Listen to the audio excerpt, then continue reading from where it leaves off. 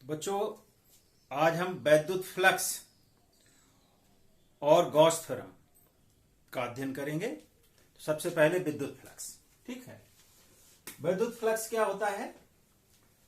कोई भी क्षेत्रफल है, ठीक, उदाहरण के तौर पर मैं ये पृष्ठ चुन रहा हूं, ये पृष्ठ, ये पहली स्थिति है। एक पृष्ठ इस तरह से हो सकता है और ये दूसरी स्थिति है, एक पृष्ठ इस तरह से हो सकता है।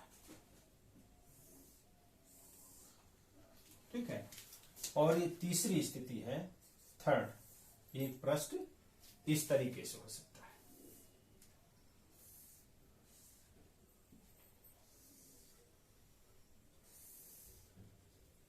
ठीक, तीन पृष्ठ हैं। ये तीनों स्थितियों के बारे में अध्ययन करेंगे। ठीक, अच्छा, ये टू डायमेंशनल सरफेस है। ठीक है, दो विमीय सतह है, अर्थात लंबाई है और चौड़ाई है। अब ये प्रश्न है किस तरीके से, इसकी स्थिति आप समझ लीजिए। मान लो ये एक कार्ड है मेरे पास, इसकी एक ये सतह है, एक ये सतह है। ठीक, अब इसको मान लो हमने यहां पर इस तरीके से रखा हुआ है। ठीक है, और बलरेखाएं हमारी इस तरीके से जा रही हैं, लाइक दिस, ये ऐसे लंबवत। ठीक है, ये सतह हो गई और सतह के ठीक लंबवत ऐसे बलरेखाएं प्रवेश कर रही हैं। तो इसको हम यहां इस तरीके से शो करेंगे, लाइक दिस।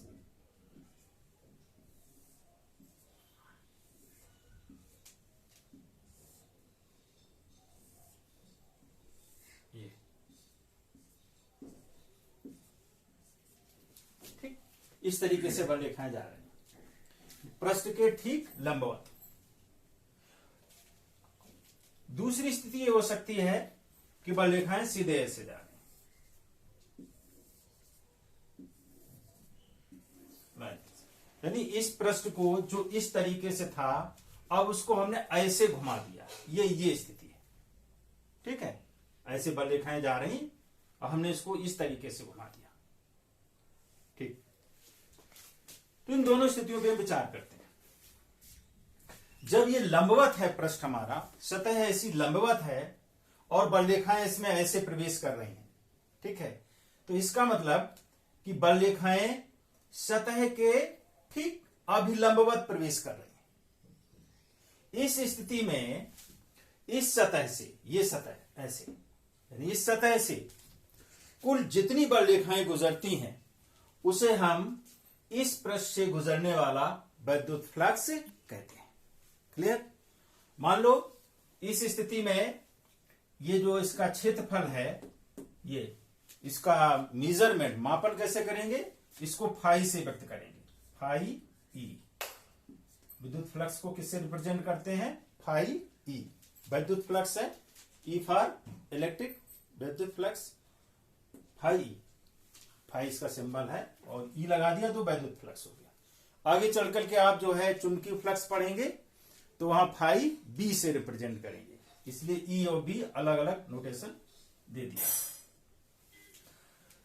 तो इस फाई की वैल्यू यहां पर कितनी होगी? बराबर ई डॉट ए, ई डॉट ए, ये इसकी वैल्यू हो जाएगी। फाई को हम कैसे रिप्रेजेंट करेंगे? अर्थात वैद्युत फ्लक्स बराबर वैद्युत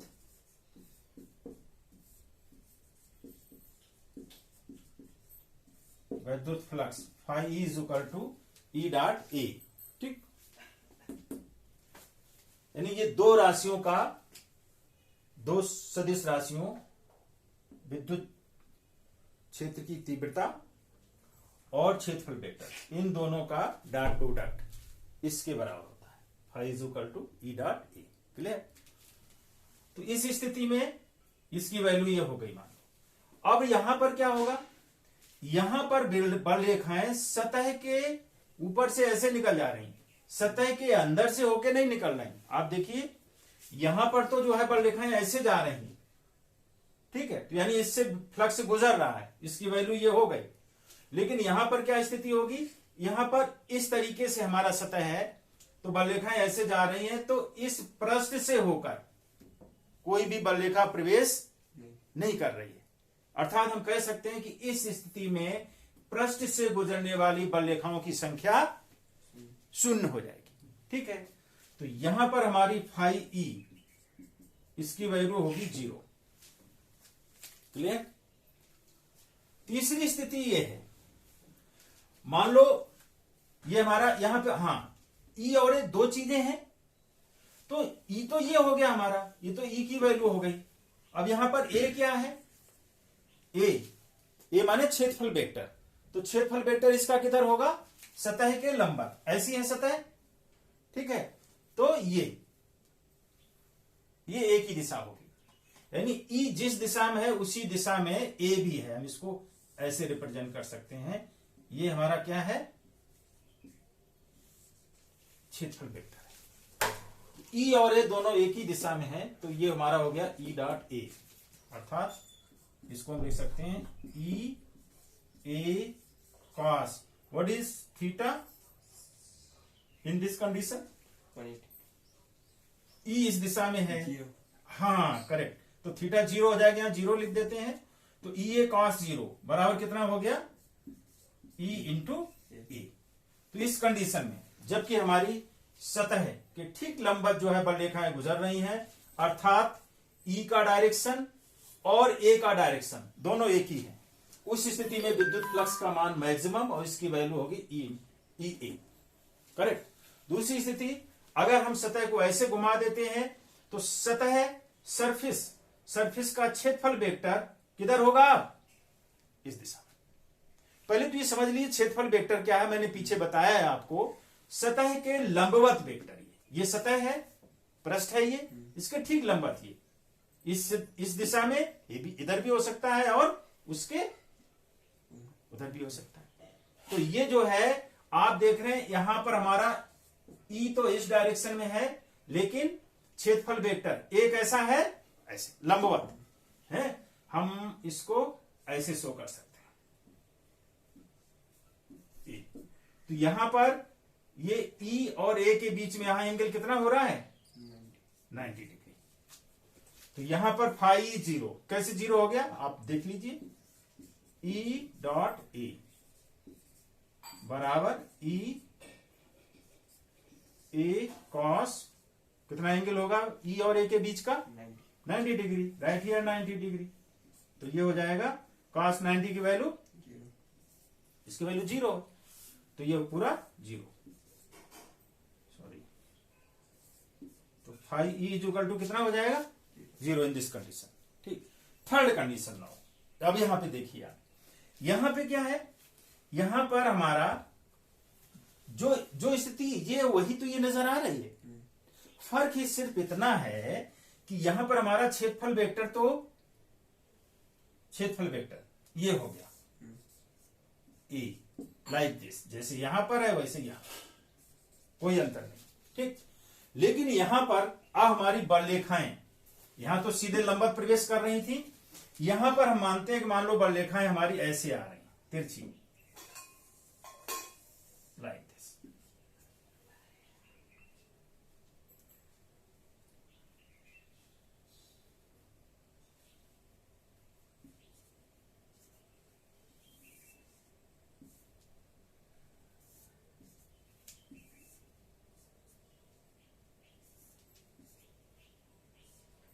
आप समझ रहे, इस तरीके से, यानी विद्युत क्षेत्र की तीव्रता की दिशा क्या है, इस दिशा में है, तो ई हमारा क्या हो गया, इस दिशा में हो गया।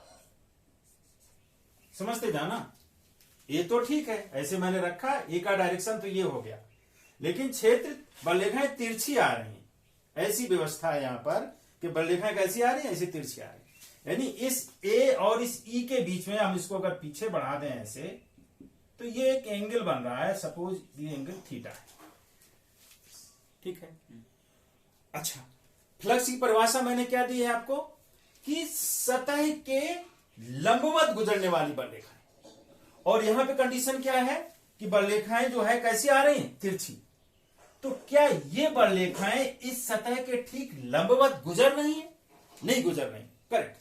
तो हम इसको दो कंपोनेंट में डिवाइड कर देंगे। वेक्टर है ये, ठीक। सपोज इसका एक कंपोनेंट मान लो ये हो गया, ठीक, ई साइन थीटा, और इसका एक कंपोनेंट हो गया ये है वेक्टर, तो इसका एक ये कंपोनेंट हो गया और एक ये कंपोनेंट हो गया। एक इसी दिशा में हुआ, ये इधर कौन सा होगा? ई कॉस थीटा होगा।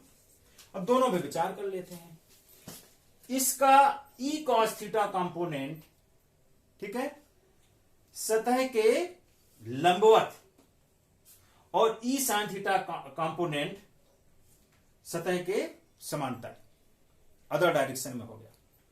तो हमें किससे मतलब है? जो लंबवत है, क्योंकि डेफिनेशन में है कि जो लंबवत बड़लेखाएं गुजर रही हैं, ठीक है, उससे विद्युत फ्लक्स हम ज्ञात करते हैं। तो ई कॉस थीटा हमारी सतह के लंबवत क्षेत्रफल वेक्टर की ठीक दिशा में इधर गुजर रहा है। क्लियर? तो इसलिए यहां पर अगर हम इसका सिर्फ परिमाण लें जैसे, तो ये फाई ई बराबर इस दिशा में क्या हम कह देंगे? Phi is equal to E A cos theta. वास्तव में ये सूत्र ऐसे यहां से आया, E A cos theta, E cos theta और इंटू ए कॉस थीटा। अगर हम सिर्फ इसका परिमाण लें कितना होगा, तो फाई बराबर हो जाएगा ई ए कॉस थीटा। यही तो टोटल वैल्यू हुई जाकर के। तो इसी को हम क्या लिख देते हैं? ई डॉट ए। तो हमारा ये फाई ई वेक्टर है। अगर वेक्टर फॉर्म में इसको कन्वर्ट करें तो ये फाई ई बराबर हो जाएगा वेक्टर ई डॉट वेक्टर ए। डॉट प्रोडक्ट क्या होता है? सदिश राशि या अदिश राशि? अदिश राशि। That's why this phi E कैसी राशि होगी? अदिश राशि होगी, ठीक है। इसीलिए इसको हम ऐसे लिखें या ऐसे लिखें, तो ये हमारा वास्तव किसी भी एंगल के लिए अप्लीकेबल होने वाला सूत्र बन जाएगा, ठीक।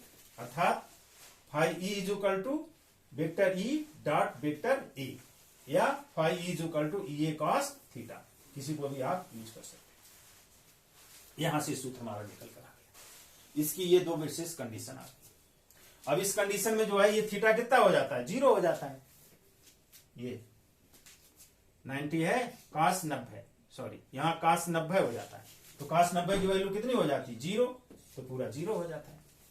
इस कंडीशन में देखिए, इसमें E और A सेम डायरेक्शन में, तो थीटा हमारा कितना हो जाता है? 0। और cos 0 की वैल्यू कितनी होती है? 1। cos 0 की वैल्यू 1 होती है, तो ये E हो जाता है। तो ये हमारा जो है वैद्युत फ्लक्स हो गया। लेकिन ध्यान रखिए, ये किसके लिए है? फॉर 2D, 2 डायमेंशनल सरफेस के लिए। करेक्ट। हम इसका जहां अभी उपयोग करने जा रहे हैं, आगे हम पढ़ने वाले हैं गॉस थ्योरम। क्या पढ़ने वाले हैं? Gauss theorem. तो गॉस थ्योरम में जो है हमारा जो एजम्पशन है, जो कल्पना है, वहां हम सदैव एक बंद सरफेस लेंगे, चारों तरफ से बंद सरफेस, 3 डायमेंशनल सरफेस। अब 3 डायमेंशनल सरफेस क्या होगी? For example cylindrical surface, cylinder है जैसे, उसकी बाहर की सरफेस। फॉर एग्जाम्पल स्फीयर, गोला है, उसके बाहर की सरफेस। तो ये सरफेस कैसी होगी? 3 डायमेंशनल सरफेस होगी। तो वहां जब हम इसका उपयोग करेंगे तो ये ध्यान रखिएगा, फ्लक्स वहां भी होगा, ठीक है। तो 3 डायमेंशनल के लिए क्या हो जाएगा? इसको हम साफ कर देते हैं, फिर थोड़ा सा तुम्हें गाइडलाइन देके फिर गॉस थ्योरम आगे शुरू करते हैं। इसमें कुछ पूछना तो नहीं है? क्लियर है? ऑलराइट। तो देखो, इसी को इतनी कर देता हूं। जैसे ये बंद सरफेस है, ठीक, और ये मैं एक ऐसे कर देता हूं। चलो, अब ये गोला बन गया। ये क्या बन गया? एक ये इतना, देखो, ये हमारा इतना क्या बन गया? ये अर्धगोला बन गया। ऊपर ये इतना, ये ऊपर अर्धगोला बन गया, पूरा एक गोला बन गया, ठीक है। अब जहां हमारी 3 डायमेंशनल सरफेस आ गई, ठीक, वहां क्षेत्रफल वेक्टर को हम सदैव किधर लेंगे? अंदर से बाहर की तरफ। ये चीज ध्यान रखिएगा।